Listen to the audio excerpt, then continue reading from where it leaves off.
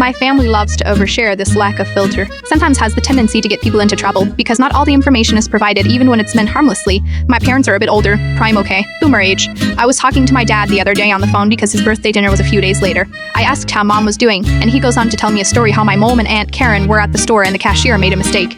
My aunt went off on the cashier and asked to see the manager. My mom was mortified and tried to calm her down, but she wasn't having it. I then mentioned to my dad, that's such a Karen thing. He goes on to say, yeah, your aunt does that a lot. I tell him, that's the funny part. The Karen bean is a real thing. It's when an entitled, typically white, woman gets angry at the smallest mistake and asks for the manager. My dad found this hilarious, and I explained in more detail. I sent him a few links to sites explaining it online. He finds all of this hilarious, and she even has the Karen name. This sends him down the Google Images rabbit hole, and the next few days he sends me random memes of Karens doing Karen stuff, adding, your aunt did this last week, where I think this one is about your aunt. This leads up to his birthday dinner with extended family. My dad's birthday dinner is going well. Everyone is having a good time, good food and drinks, etc.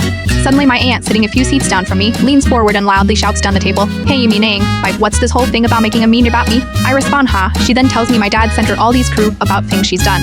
He didn't give her the context, that it's a generic hint from the internet, and what it's about. Now my aunt thinks I made all these crew about her real life events.